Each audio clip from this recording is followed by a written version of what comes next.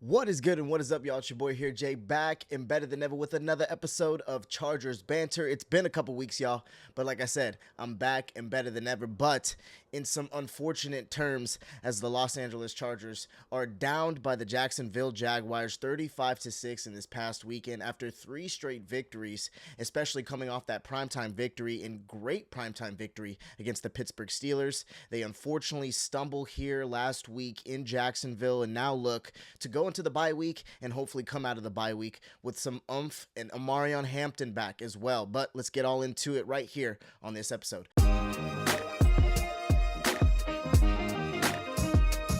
What's up, y'all, and welcome back to another episode of Chargers Banter. I apologize for taking a couple week absence from this podcast, but I'm back going ahead spitting games, specifically Chargers game on this episode of Chargers Banter for you guys. But this past weekend was just embarrassing, and I hate to come back on unfortunate terms because of the fact that, the Chargers did have 3 straight victories. I did obviously have an episode 2 weeks ago, but now coming back after a couple week absence and coming back to a 35-6 loss to the Jacksonville Jaguars, just absolutely embarrassing on all sides of the ball. Special teams, defense, offense, just wasn't good whatsoever. And let's get right into it because we're getting into the back half of the season and it's looking a little sketchy here. A little sketchy here for the Chargers after such a great start to the season. And I understand injuries have played a role, but that is an inevitable thing that's going to happen throughout the season of an NFL season, guys. And you have to get accustomed to that. There is never going to be a situation where you're going to have a 100% completely healthy roster at the end of the season, going into the playoffs or whatever situation you're going into. And you're just going to have to play with the guys you got. And that's why it's so key to draft well, to go into free agency and get acquisitions through the, free agency and doing things that you can set yourself up for success and understand that, sometimes people think that, what you have is okay. It's sometimes having more than what you need is the better thing to do. So ultimately, it's just been a shit show when it comes to, holes in this entire team, and you can see it, and it's inevitable. Yes, we do have a great record for the team that we have, but it partly due to Justin Herbert putting the team on his back. So let's get right into it. Chargers at Jaguars. After 3 straight wins, the Chargers headed into Duval territory and were absolutely embarrassed by the Jaguars 35-6. Just an abomination of a game for the Chargers after so much success with many injuries, but this game showed how vulnerable the Chargers really are.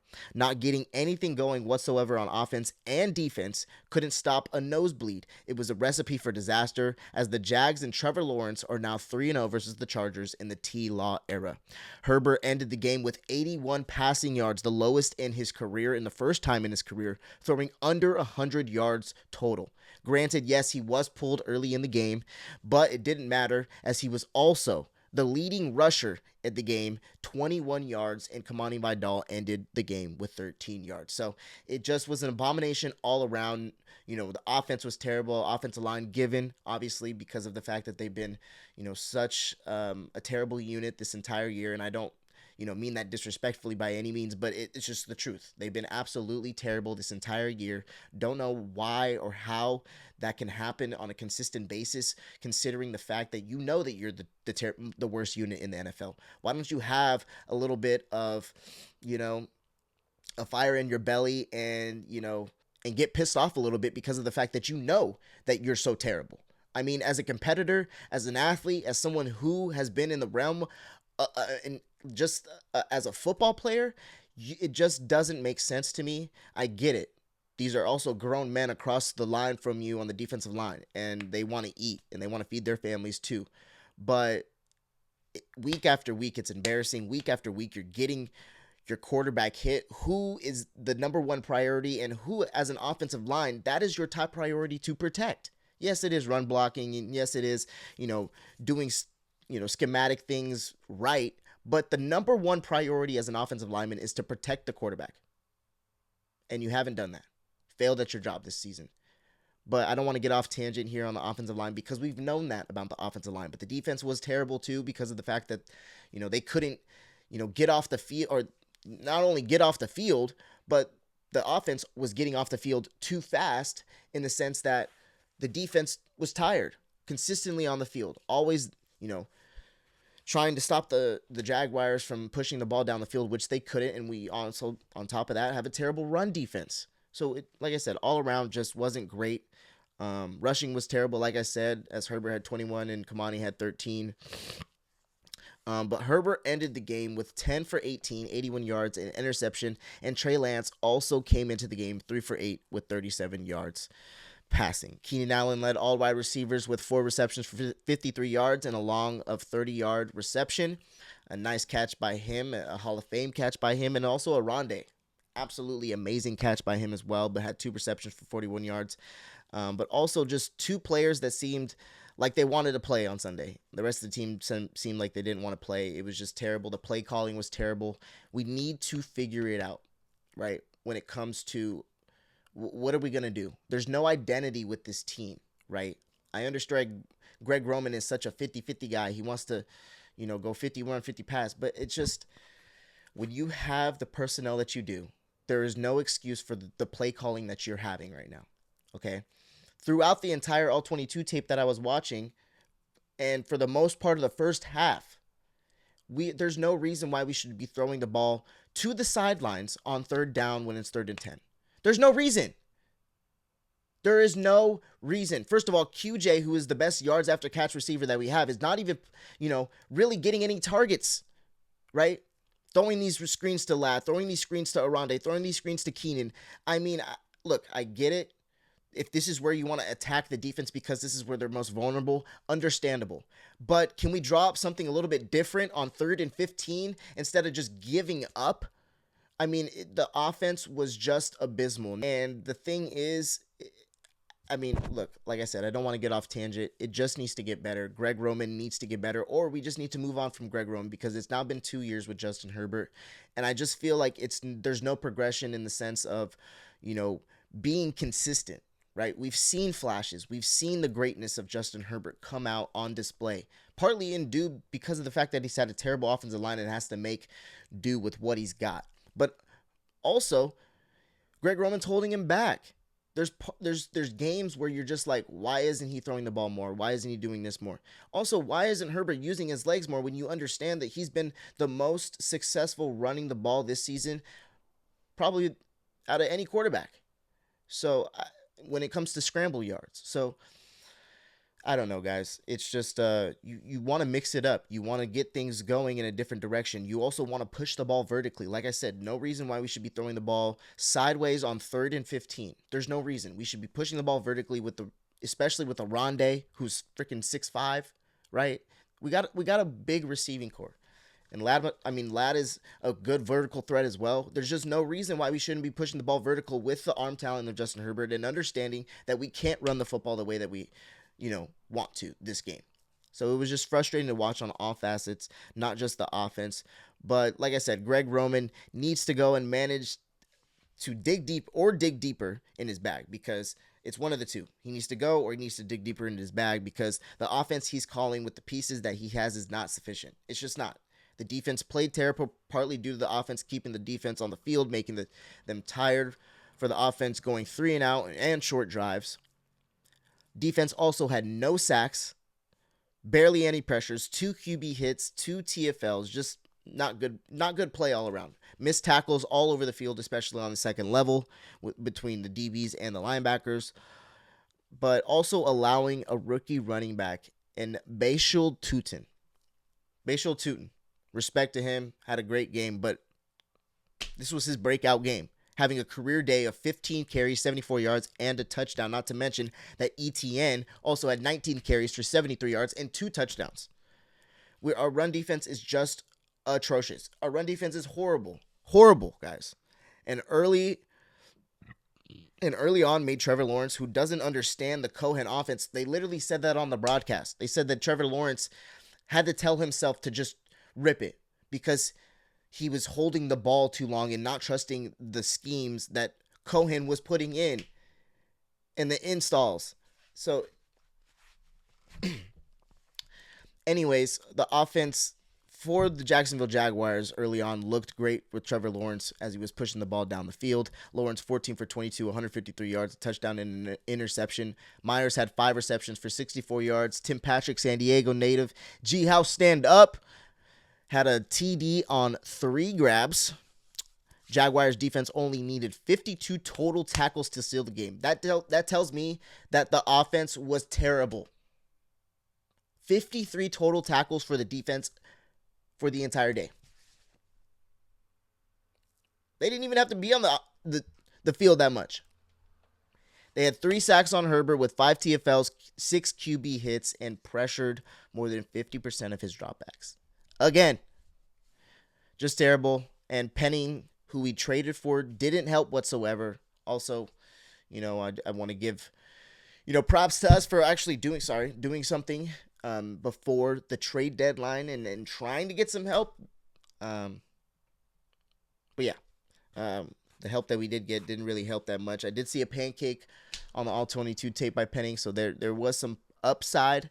But, I mean, it was bad, guys. It was bad. Not to mention that they didn't even bring out their kicker for a field goal attempt, which they had Cam Little, guys. They have Cam Little who's hit 60-yarders. And that just proves to me that they didn't trust the Chargers defense to stop them. And they were like, let's just leave our offense out there on 4th down and go for it. It was a crap show, guys. It was a crap show. But now it's time to move on, guys. Now it's time to move on and finally relax and recover during the bye. And flush this one because it was an absolutely terrible game. But it's just frustrating understanding the highs and lows of this team, right? I don't want to be some meaty, some middle of the pack team, but there needs to be some consistency here, right? We're either the Raiders or we're the damn Philadelphia Eagles. So we need to figure it out when it comes to who we want to be in the sense of winning, right? Like I just the highs and lows of, like, when they lose bad. There's not a really close loss this season. I mean, not a lot of one-possession games, and I'm kind of grateful for that because we did go through a stretch of years where we're just always in one-possession games. But it does suck not knowing that some of the games are just out of reach within halftime. Like this the Jacksonville game was just out of reach. But now, like I said, it's time to move on and finally relax, recover during the bye. Also, Thanksgiving, hopefully these fools will come back and get their wishes and be with their families and debrief. Come back with a chip on their shoulder versus the Raiders, who we actually do not like. Obviously. But, I mean, just put them in the dirt even more because, I mean, we need it. And they're the Raiders, and they're in our division. So it would just help our morale a lot. And they just got pummeled on national television against the Cowboys, so on Monday Night Football. So that would be great to go back-to-back for them. Also getting Omarion back, hopefully after the break, in a different dynamic, of healthiness, coming with Omarion. So just praying that, he comes back with vengeance. Either way, it's time to move forward and continue the rest of the season. Raiders, Eagles, Chiefs, Cowboys, Texans, and Broncos to finish off the season. But that's a hard stretch, guys, after, the football that we put on display this past weekend. Not really sure exactly what kind of team we're going to put out week to week. There's a couple winnable games in there, but all of these teams are very, very competitive in the fact that they're fighting for their lives. So going to be tough, to beat the Broncos. It's going to be tough to beat the Chiefs, who, are both. We still have 3 division opponents to end the season. So it's going to be tough, guys. It's going to be tough. But the Broncos beat the Chiefs and now are in 9-2. And also the Chiefs are at 5-5. So that is an interesting layout right there. I mean, the Chiefs have been dominant of the AFC West this entire decade, it feels like. And now it looks like the Broncos are back into the fold and are going to take the division because the Chiefs are at 5-5. The Broncos are at 9-2. We're at 7-4. I mean, it's not completely out of reach, but I mean, right now the Chiefs, as of right now, it just looks like the Chiefs are not winning the division, which is crazy to me. So if we manage to win 2 games or even possibly 3, we will be fine. But it's also a possibility that we only win 1 game out of these next, 6. And so, the Cowboys, Chiefs, and Texans are all fighting for their lives, like I said. And if we manage to pull out 2, maybe 3 wins out of that, that would be great, 3 wins. But 2 wins is a must for us in order to even sniff the playoffs. But then again, I don't know what we're going to do in the playoffs. It's probably going to be a first-round exit the way that we've been playing football, the way that our health has been this season, and I wouldn't be shocked if we miss the playoffs after such a great start. I wouldn't be shocked, guys. I'm trying to be, optimistic as much as I can, but I'm also a realist, and I see, seeing a little bit into the future about, what's going to happen with this team. I just see, I see incompetence. I don't see great play. I don't see competitive football sometimes. And that's what scares me about this team going forward is against the Eagles and the Chiefs. That's not going to cut it. Number one, the Cowboys are fighting for their lives. And if they win their next couple of weeks, then they're most definitely going to want to beat us. Texans also fighting for their lives within the division because they just lost it to the Carolina Panthers, and the Broncos obviously want to just rip our heads off. So there's a lot going on there, guys, right? A lot going on there. But the IR report, make sure that QJ Tarheeb and Bobby Hart get back healthy after this break, and get, some good food in as well. But in the end, it's just frustrating, guys. Just frustrating. We need to be better. It was very disheartening. It looked very disheartening in the fact that this team looked disinterested, the most disinterested they've looked in the entire Harbaugh era this past week. But after what had happened the prior week with the Pittsburgh Steelers, I feel that, we were on a good trajectory, and then we just stooped back down, and it didn't feel good, guys. It didn't feel good, especially knowing that we were on a 3-game win streak. We were doing so well, and, we beat the Pittsburgh Steelers on prime time. The week before that, we kind of, it was an iffy showing against the Tennessee Titans, a little bit of a trap game, but we win that ball game, and then on prime time again, we absolutely ripped the Minnesota Vikings heads off 37-10. So it was just a great stretch of 3 games, and then we go into this game kind of lackadaisical, a little bit of a, motivation or not, depending on who you ask in the locker room because of the fact that they lost 2 years ago in the playoffs to these guys. There was a little bit of a bad taste in their mouth, and they still haven't beat them.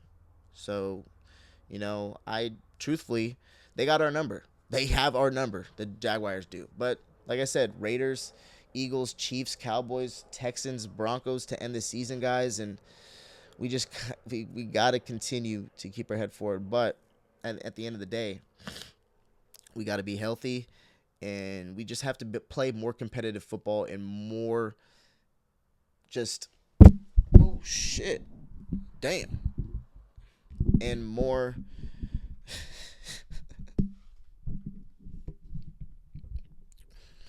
enthusiastic football, and just be more excited to be on the field, because it just doesn't look like it whatsoever. But not sure how the rest of the season will go. But it'll be interesting, guys. It'll be interesting. I just hope that we are competitive throughout the rest of the season, even if we do lose the ball games, even if we do choke and not go to the playoffs, which I wouldn't be surprised. But guys, it's going to be interesting for sure in going into this season and going into this next season. But week by week, we'll see what happens. Ultimately, just enjoy it, because before we know it, football's going to be gone. There's only like 10 weeks left of football. So let's enjoy it. Let's enjoy Charger football for the rest of the season. And let's be optimistic, y'all. Let's be optimistic. But that is a wrap on this episode of Chargers Banter. We are out, y'all. Tune in next week, as I'll be going in on JPA as well as some Thunder Banter. But let's get going against this.